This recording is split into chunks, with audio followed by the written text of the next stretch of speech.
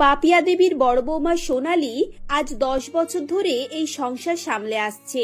স্বামী, শ্বশুর, শাশুড়ি, দেওর এবং 2 ছেলে নিয়ে তার সংসার। তাদের পরিবারের পুরনো জীবিকা হলো ঠেলা গাড়িতে করে খাবার বিক্রি করা। তার শ্বশুর মশাইয়ের দাদু এই ঠেলা গাড়ির ব্যবসা শুরু করেছিলেন। সেই থেকে ব্যবসা ধীরে ধীরে বাড়তে শুরু করে এবং বর্তমানে তাদের একটি বড় রেস্টুরেন্ট আছে এবং একটি ফ্ল্যাট বাড়ি ও একটি বসত বাড়ি আছে। তবে তারা এখনো তাদের ঠেলা গাড়ির ব্যবসা তুলে দেননি। পুরনো ঐতিহ্যকে বজায় রাখার জন্য তার বড় ছেলে ঠেলা গাড়িতেই বসে এবং টাকা পয়সার লেনদেন দেখাশোনা করে। এই সংসারে কোনো কিছুরই অভাব নেই, শুধু বাড়ির ছোট ছেলে সমীরের বিয়ের অপেক্ষা। এই সমীর, তুই খাবারের টেবিলে বসে বসে তোর ভাইপোদের ভিডিও গেম দেখছিস? তুই কি এখনো বড় হবি না? বাচ্চাদের সঙ্গে থেকে থেকে দিনকে দিন আরো বাচ্চা হয়ে যাচ্ছিস। বলি, এবার বিয়ের বয়স হয়েছে তো, আমি মেয়ে দেখাশোনা শুরু করেছি। বিয়ের কথা শুনে সমীর আপত্তি জানায় আর বলে যে সে এখন বিয়ে করতে চায় না। রেস্টুরেন্টের পুরো দায়িত্ব তার উপর, তাই এসবের মাঝে সে আর একটা দায়িত্ব নিতে চায় না। বাড়ির সবাই তাকে বোঝায়, বিশেষ করে বড়দা অনিল তাকে অনেক বোঝানোর চেষ্টা করে, কিন্তু সে বুঝতে রাজিই নয়। তাকে সাপোর্ট করে তার বৌদি সোনালী আর বলে, আচ্ছা আপনারা সমীরকে কেন এত জোর করছেন বলুন তো? ওর বয়স কত? সবে 26 বছর বয়স। এই বয়সে ছেলেরা কলেজে পড়াশোনা করে, বন্ধু বান্ধবদের সঙ্গে আড্ডা দেয়, ঘুরে বেড়ায়। এখন কি ওর বিয়ে করার বয়স নাকি দায়িত্ব নেওয়ার সময়? যখন সময় হবে আপনাদের কাউকে কিচ্ছু বলতে হবে না, ও নিজে থেকেই রাজি হয়ে যাবে। কি বলছোটা কি বৌমা? তুমি জানো আমার বড় ছেলের বিয়ে আমি 24 বছরে দিয়েছিলাম। আমাদের পরিবারের এটা পরম্পরা, ছেলে মেয়ের বিয়ে আমরা 20 বছর পেরোলেই দেওয়া শুরু করি, যাতে করে ঠিক বয়সে বিয়ে হয় আর সন্তানও ঠিক বয়সে জন্ম হয়। বুড়ো বয়সে বিয়ে করলে ছেলেপুলে হতে অনেক সমস্যা হয়। মা, আপনি এমন ভাবে বলছেন যেন আজকেই মেয়ে দেখে কালকেই ওর বিয়ে দিয়ে দেবেন। ও যখন রাজি হবে তখনই তো ওর বিয়েটা হবে। শুধু শুধু এভাবে কাউকে প্রেসার দেওয়াটা আমার পছন্দ নয়। এভাবেই সেদিন সোনালী তার শাশুড়িকে কোনোভাবে বিয়ের ব্যাপার নিয়ে চুপ করিয়ে দেয়। এরপর সে ঘরে এসে তার স্বামীকে বলে, আচ্ছা তোমার কি মাথা টাথা ঠিক আছে নাকি পুরোপুরি গেছে বলো তো? বলি, ভাইয়ের বিয়ে দেওয়ার এত হুচু করেছে কেন তোমাদের? তুমি জানো না আমার 2 ছেলে আছে, তাদের ভবিষ্যৎ আছে। এই সময়টা ঠেলা গাড়ি থেকে যতটা পারো ইনকাম করে নাও। টাকাগুলো জমিয়ে ওদের ভবিষ্যৎ তৈরি করতে হবে, ওদেরকে ভালো একটা স্কুলে পড়াতে হবে। এই সময় যদি ভাইয়ের বিয়ে দাও আর তার সংসার হয়ে যায়, তখন কিন্তু প্রত্যেকটা জিনিস তাকে ভাগ দিতে হবে। আর এইসবের মাঝে আমার ছেলেদের পড়াশোনাও লাটে যাবে। সোনালী এরকমই ছিল। উপরে উপরে সে সবার সঙ্গে খুবই ভালো ব্যবহার করত, কিন্তু ভেতরে ভেতরে সে শুধু নিজেরটাই বুঝতো। স্বামীকে বিভিন্নভাবে পটিয়ে নিজের হাতে করে নেয় এবং তাকে দিয়ে ঠেলা গাড়ির সমস্ত ইনকাম লুকিয়ে লুকিয়ে নিজেদের অ্যাকাউন্টে ভর্তি করতে থাকে। প্রত্যেকদিন বিক্রির শেষে অনিল আগেভাগে বেশ কিছু টাকা সরিয়ে নিত এবং বাকি টাকার হিসাব বাবা ও ছোট ভাইকে দেখাতো। তারপর বাড়ি ফিরে সেই টাকা বউয়ের হাতে তুলে দিত। এভাবেই বছরের পর বছর কাটতে থাকে। তাই সোনালী কখনোই চাইতো না যে তাদের বাড়িতে তার ছোট জা এসে এই সমস্ত কিছু ভণ্ডল করে দিক। এজন্যই সে তার দেওরের বিয়ের ঘোর বিরোধী ছিল, কিন্তু শাশুড়ি ছেলের বিয়ে দেওয়ার জন্য একেবারে উঠে পড়ে লেগেছিলেন। তাই তিনি বাড়ির কাউকে কিছু না বলে ড্রাইভারকে নিয়ে বোনের বাড়িতে পাত্রী দেখতে চলে যান এবং সেখানে গিয়ে বোনকে বলেন, জানিস কত কষ্ট করে এখানে এলাম, ছেলে বউ স্বামী কাউকে কোনো কিছু খবর দিইনি। এক তো সমীর বিয়ে করতে রাজি হচ্ছে না, তার উপরে আমার বৌমা কি ধরেছে ও কি জানি, এখন দেওরের বিয়ে দেওয়া যাবে না, ও নাকি এখন ছোট। তাই আমি নিজেই এসেছি, মেয়ে দেখে পছন্দ করে যাব, তারপর বাকি কথা দেখা যাবে। ঠিক করেছো দিদি, কথাই বলে না, সোজা আঙুলে ঘি না উঠলে আঙুলকে ব্যাকা করতে হয়। এভাবেই তোমাকে ছেলের বিয়ের সম্বন্ধ দেখতে হবে। তবে আমি তোমায় বলে দিচ্ছি, রুমকি খুবই ভালো মেয়ে, হোটেল ম্যানেজমেন্টের কোর্স করেছে। কদিন কলকাতায় একটা বড় হোটেলে চাকরিও করছিল গো। হঠাৎ করে তার মায়ের শরীরটা খারাপ হয়ে পড়েছে, তাই ওকে বাড়ি ফিরে আসতে হয়েছে। বাবা তো কবেই মারা গেছে, মেয়েই মাকে দেখে। মেয়েটার একটা হিল্লে হয়ে গেলে হয় আর কি।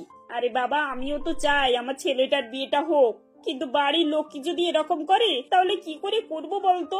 আচ্ছা ঠিক আছে, বিকেল বেলা চল মেয়েটাকে দেখে আসি, তারপর না হয় চিন্তা ভাবনা করা যাবে। 2 বোন মিলে বিকেল বেলা রুমকির বাড়িতে যায় এবং রুমকিকে দেখে পাপিয়া দেবী বলেন, আরে বাহ রুমকি মা, তোমাকে তো বেশ মিষ্টি দেখতে। তুমি নাকি হোটেল ম্যানেজমেন্টের কোর্স করেছো? তা চাকরি বাকরি করার ইচ্ছা আছে নাকি? হ্যাঁ আন্টি, ইচ্ছে তো আছে, তবে চাকরি করার নয়, নিজের ব্যবসা করার। বাড়িতে যদি ব্যবসার পরিবেশ থাকে তাহলে আমি অনায়াসে একটা ট্রাই নিতে পারি। দেখো মা, আমি তোমাকে সবকিছু পরিষ্কার ভাবে বলে দিতে চাই। আমাদের পুরনো ব্যবসা হলো ঠেলা গাড়ির ব্যবসা।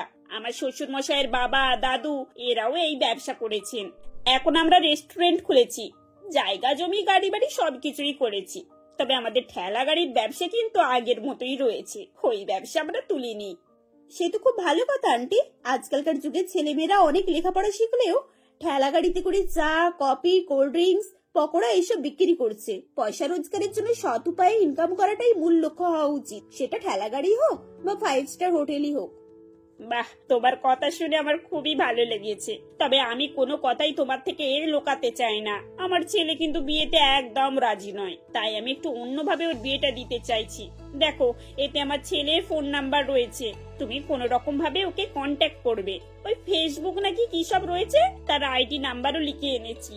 এই নাও, এবার তুমি বুঝে নাও কিভাবে ওর সঙ্গে যোগাযোগ করবে। আমি চাইছি আমার ছেলে নিজেই এসে আমাকে তোমার কথা বলুক।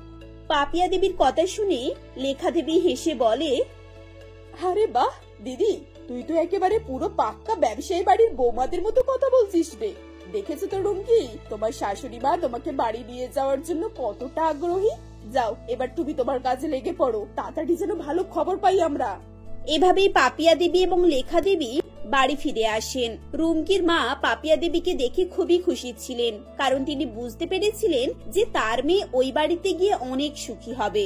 কয়েকদিন পর রুমকি সমীরকে ফেসবুকে ফ্রেন্ড রিকোয়েস্ট পাঠায়। রুমকির আইডি দেখে এবং হোটেল ম্যানেজমেন্টের ব্যাপারটা জেনে সমীর তার ফ্রেন্ড রিকোয়েস্ট অ্যাকসেপ্ট করে। ধীরে ধীরে তাদের মধ্যে কথাবার্তা হয় এবং পরিচয় আরো গাঢ় হতে থাকে। কয়েকদিন পর সমীর তার মায়ের কাছে গিয়ে রুমকির জন্য নিজের বিয়ের প্রস্তাব নিয়ে যায়। পাপিয়া দেবীর প্ল্যান অনুযায়ী সবকিছুই হয় এবং তিনি খুশি মনে তাড়াতাড়ি করে নিজের ছেলের বিয়ের দিন পাকা করে দেন।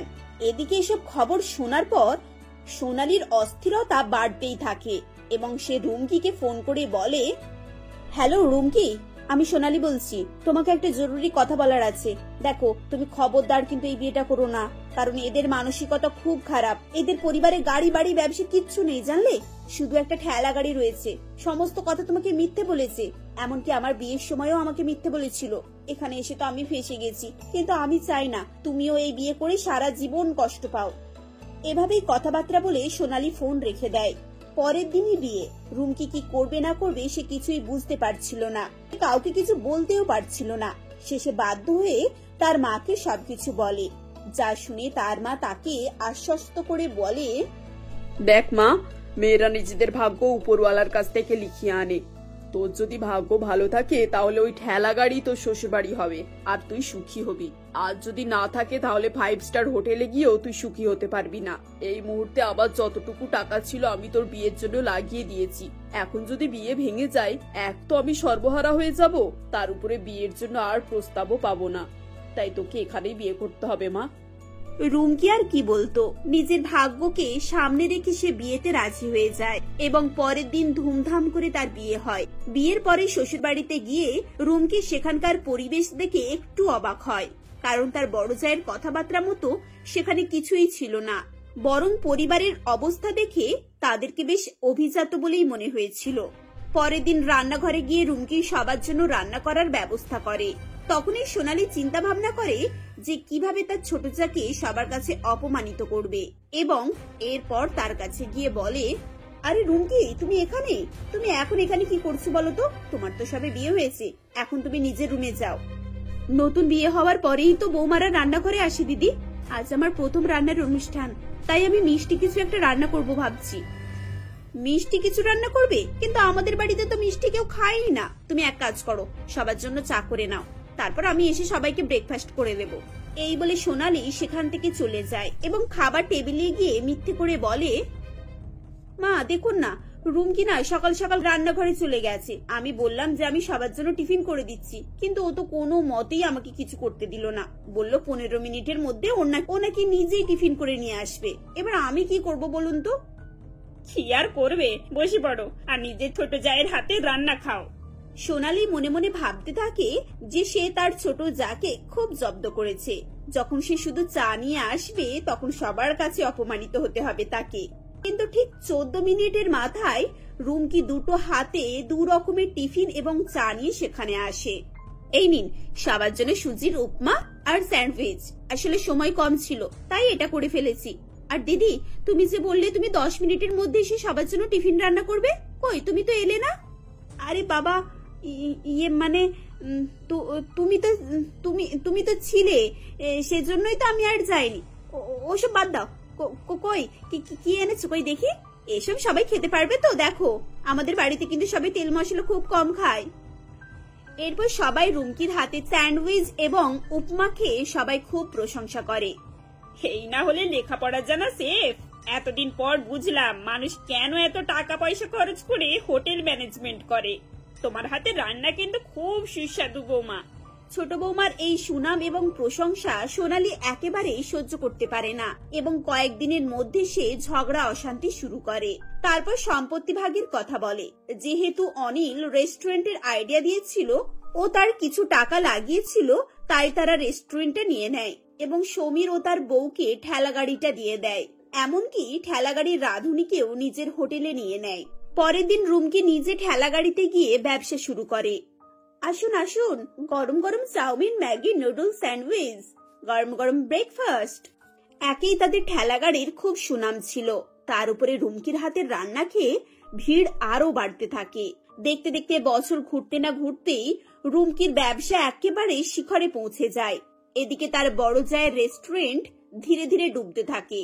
ঠেলা গাড়িতে ব্যবসা করে রুমকি শ্বশুর শাশুড়ি নিয়ে একেবারে রমরমা ব্যবসা চালায় এবং কয়েকদিনের মধ্যে তারা নিজেরা রেস্টুরেন্ট খোলে ও রুমকি নিজে রেস্টুরেন্টের সবথেকে বড় শেফ হয়, যার ফলে তারা হাসি খুশিতে আনন্দে বসবাস করতে থাকে। দীপিকা তার মামা মোহনবাবু এবং মামাতো বোন সুমনার সঙ্গে বিরাটি নামে একটি গ্রামে বসবাস করত। দীপিকা খুবই শান্তশিষ্ট এবং সরল প্রকৃতির মেয়ে ছিল। সে তার মামা মামির কথা শুনত এবং বাড়ির সমস্ত কাজকর্মে তাদের সাহায্য করত। অন্যদিকে সুমনা খুবই জেদি এবং অহংকারী মেয়ে ছিল। সে তার বাবা মার কোনো কথাই শুনত না এবং সে বড় মডেল হতে চাইতো। এজন্য সারাদিন নিজের কাজেই ব্যস্ত থাকতো। এমনই একদিন সকাল সকাল মাধবী দেবী সুমনাকে ঘুম থেকে ডেকে তোলেন এবং বলেন, সুমনা, এই সুমনা, তুই এখনো ঘুমাচ্ছিস? আজ বাড়িতে পুজো, কত লোকজন আসবে আর কত কাজ পড়ে রয়েছে, চটপট উঠতো দেখি। ও মা, একটু ঘুমাতে দাও তো, এই সবে 7টা বাজে। আর তোমার যদি এতই কাজ পড়ে থাকে তাহলে তোমার লাডলি দীপিকাকে ডাকো না। সে আর তোমাকে বলতে হবে না, ও কোন ভোরে ঘুম থেকে উঠেছে। ও না থাকলে আজকে আমি পেরেই উঠতাম না। তোর ভরসায় থাকলে একদিন কেন, 1 সপ্তাহতেও কাজ মেটাতে পারতাম না। হয়েছে তোমার গুণগান গাওয়া, এবার যাও, আমার ঘুমে ডিস্টার্ব করো না তো। এখন তো এমন করছিস, বিয়ের পরে কি করবি কে জানে, কি করে সংসার করবি, তখন আমার কথা হাড়ে হাড়ে টের পাবি। বিয়ে না ছাই, বিয়ে করলে তবে না টের পাবো, ওইসব বিয়ে টিয়ের ফাঁদে আমি নেই। এভাবেই তার মাকে উত্তর দিয়ে সুমনা আবার ঘুমিয়ে পড়ে। এদিকে সারাদিন ধরে দীপিকা মাধবী দেবীর পুজোর কাজকর্ম করে সে ক্লান্ত হয়ে যায়। এমনই সময় সুমনা রেডি হয়। তাকে দেখে মাধবী দেবী বলেন, কি রে, তুই এখন কোথায় যাচ্ছিস? মা, আজ আমার একটা ইন্টারভিউ আছে, তাই আমি বেরোচ্ছি। আর শোনো, বেরোনোর সময় অত প্রশ্ন করবে না। এমন সময় মাধবী দেবী কিছু বলতে আসছিলেন, কিন্তু সুমনা তার কথা না শুনে সেখান থেকে চলে যায়।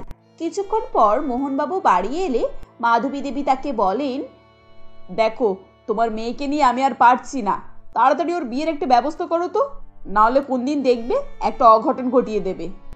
হ্যাঁ, আমি সেটাই ভাবছি। দেখি কোথাও যদি ভালো একটা সম্বন্ধ পাই তাহলে বিয়েটা নিয়ে নিশ্চিন্ত হয়ে যাব। কয়েকদিন পর মোহনবাবু খোঁজ খবর নিয়ে সঞ্জয় নামের একটি ভালো ছেলের যোগাযোগ পান। কয়েকদিনের মধ্যেই জোর করে সুমনার সাথে সঞ্জয়ের বিয়ে ঠিক করে দেন। বিয়ের দিন রাতে সুমনা দীপিকার কাছে আসে এবং কাঁদতে কাঁদতে বলে, দীপিকা বোন, আজকে তুই আমাকে একটু সাহায্য করে দে, আমি প্রমিস করছি তোকে আর আমার জন্য কখনোই কিছু করতে হবে না। কিন্তু কি ব্যাপার, আমি তো কিছুই বুঝতে পারছি না, আর তুই এভাবে কাঁদছিস কেন? আজকে আমার মডেলিং এর অডিশন আছে, আর আমি এই অডিশনে চান্স পেলে একটা বড় মডেল হয়ে যাব। আমার সারা জীবনের স্বপ্ন পূরণ হবে। আমি চাই আমার জায়গায় তুই বউ সেজে মণ্ডপে যা, 10 দিন কোনো রকম ভাবে এদিকটা সামলে নে, তারপর আমি ফিরে আসবো, আর তুইও ঝামেলা থেকে মুক্তি পেয়ে যাবি। সুমনা, এ তুই কি বলছিস? তোর কি মাথা ঠিক আছে? তোর জায়গায় আমি যাব, ওরা তো সবকিছু বুঝতে পেরে যাবে। কেউ কিচ্ছু বুঝতে পারবে না, পাত্রপক্ষ তো আগে আমাকে কখনোই দেখেনি। তুই ঘোমটা দিয়ে থাকবি 10 দিন, কেউ কিছু জিজ্ঞাসা করলে বলবি এটা তোর ব্রত, তারপর আমি ফিরে এলে সবকিছু সামলে নেব, প্রমিস। এভাবে বুঝিয়ে সুমনা দীপিকাকে বারবার রিকোয়েস্ট করতে থাকে। সুমনার কাকুতি মিনতি দেখে অনিচ্ছা থাকা সত্ত্বেও দীপিকা এই প্রস্তাবে রাজি হয়ে যায় এবং বউ সেজে মণ্ডপে গিয়ে উপস্থিত হয়। বিয়ের পর বাসর রাতে সঞ্জয় দীপিকাকে বলে, আরে সুমনা, তুমি আমার কাছে এখনো লজ্জা পাচ্ছ নাকি? ঘোমটাটা এবার খোলো, তোমাকে একটু দেখি। আগে বলছিলাম আর কি, আমাদের বিয়ের জন্য আমি একটা ব্রত পালন করছি, আর সেই ব্রত অনুযায়ী 10 দিন আমার ঘোমটা খোলা যাবে না। আচ্ছা ঠিক আছে, তাই বলো। ঠিক আছে, তুমি যখন ব্রত পালন করছো তাহলে আমি আর তোমার ব্রতকে ভাঙাবো না। পরের দিন সকালবেলা নতুন বউকে ঘোমটার মধ্যে দেখে সঞ্জয়ের মা শ্রাবণী দেবী বলেন, আরে বৌমা, তুমি তো দেখছি এখনো ঘোমটা দিয়ে বসে রয়েছো। আজ তোমার প্রথম রান্না, চটপট উঠে রান্না বান্নাগুলো করে নাও। আর শোনো, আমাদের বাড়িতে তো ঘোমটা দিয়ে থাকতে হবে না। আসলে মা, সুমনা আমাদের বিয়ের জন্য ব্রত রেখেছে, আর সেই ব্রত অনুযায়ী ও এখন ঘোমটা খুলতে পারবে না। সে না হয় ঠিক আছে, কিন্তু ঘোমটা দিয়ে বৌমা রান্না বান্না করবে কিভাবে? আমার কোনো অসুবিধা হবে না মা, আমি সব ঠিকঠাক সামলে নেব। এরপর দীপিকা রান্না করতে চলে যায়। ঘোমটার মধ্যে রান্না করতে তার খুবই অসুবিধা হচ্ছিল। এমনই সময় সঞ্জয় সেখানে আসে এবং বলে, সুমনা, তোমার তো রান্না করতে খুবই অসুবিধা হচ্ছে, দাঁড়াও আমি তোমাকে হেল্প করছি। এভাবেই সঞ্জয় সারাদিন ধরে দীপিকাকে তার রান্না বান্নায় সাহায্য করে। দীপিকার হাতের রান্না খেয়ে তার শাশুড়ি মা খুবই নাম করতে থাকে। সবার খাওয়া দাওয়া হয়ে গেলে দীপিকা খেতে বসে, তখন সঞ্জয় এসে তাকে নিজের হাতে খাইয়ে দেয়।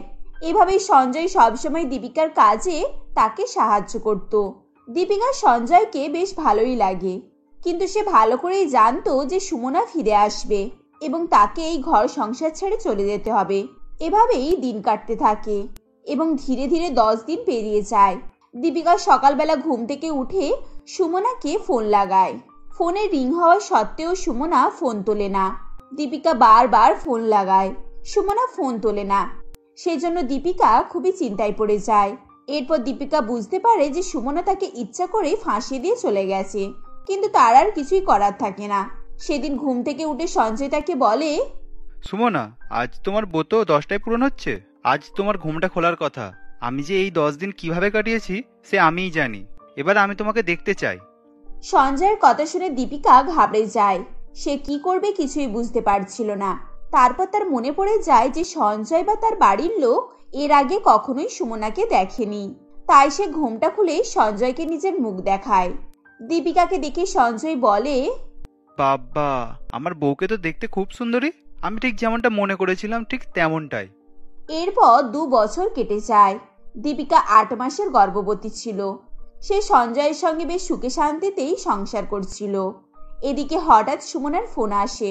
ফোন তোলার পর সে দীপিকাকে বলে, হ্যালো দীপিকা, তাড়াতাড়ি দরজাটা খোল, আমি তোর বাড়ির সামনে দাঁড়িয়ে আছি। দীপিকা গিয়ে দরজা খোলে এবং দেখে সুমনা তার সামনে দাঁড়িয়ে। হঠাৎ এভাবে সুমনাকে দেখে দীপিকা বলে, সুমনা, তুই এতদিন কোথায় ছিলিস? আমি তোকে কত ফোন করেছি, কত মেসেজ করেছি, তুই কোনো উত্তর দিসনি। আর কি মনে করে তুই 2 বছর পর আবার ফিরে এসেছিস? দীপিকা, তুই আগে আমার সব কথা শোন, চল আমাকে এখন ভেতরে নিয়ে চল। দীপিকা সুমনাকে ঘরে নিয়ে আসে এবং আবারও তাকে সমস্ত প্রশ্ন জিজ্ঞাসা করে। উত্তরে সুমনা বলে, দীপিকা, তুই তো জানিস আমি মডেল হতে চেয়েছিলাম, আর আমি শুরু থেকে এই বিয়েতে রাজি ছিলাম না। তাই আমি তোকে মিথ্যে বলে সেদিন বাড়ি থেকে পালিয়ে গিয়েছিলাম। আর আমি ভেবেছিলাম 10 দিন পর তুই এই বাড়ি ছেড়ে চলে যাবি, কিন্তু এখন তো দেখছি তুই টাকার লোভে এই বাড়ি ছেড়ে যাসনি। তুই এসব কি বলছিস? তোর লজ্জা করে না? লজ্জা? লজ্জা তো তোর করা উচিত। আমার স্বামীর সংসার নিজের করে নিয়ে বসে আছিস। এখন আমি চাই তুই এখান থেকে চলে যা। এসব শুধু আমার, এতে তোর কোনোই অধিকার নেই। তুই কি এখন তোর অধিকার দেখতে এসেছিস? আর কি করে এত সহজে বলছিস এসব ছেড়ে আমি চলে যাব? আমার স্বামী, আমার সংসার ছেড়ে আমি কোথাও যাব না। ও তাই নাকি? তাহলে আমি এদেরকে এটাই বলবো যে তুই জোর করে আমার নাম নিয়ে মিথ্যে এই বিয়ে করেছিস, আর তখনই সবাই তোকে আর তোর বাচ্চাকে এই বাড়ি থেকে বের করে দেবে। এটা নিশ্চয়ই খুব ভালো হবে। সুমনার কথা শুনে দীপিকা ভয় পেয়ে যায়। সে ভাবতে থাকে যখন সঞ্জয় জানতে পারবে যে সে সুমনা নয় দীপিকা, তখন কি হবে। হয়তো সত্যি সত্যি সঞ্জয় এবং তার শাশুড়ি মা তাকে অপমান করে ঘর থেকে বের করে দেবে। তখন সে তার বাচ্চাকে নিয়ে কি করবে? এইসব চিন্তা ভাবনা করে দীপিকা ঠিক করে যে সে পরের দিন ভোরবেলা নিজের বাড়ি ছেড়ে চলে যাবে। পরের দিন সকালবেলা ঘুম থেকে উঠে সঞ্জয় দেখে যে সুমনা বাড়িতে নেই। তখন সঞ্জয় সুমনাকে ডাকে। সুমনা, ও সুমনা, তুমি কোথায়?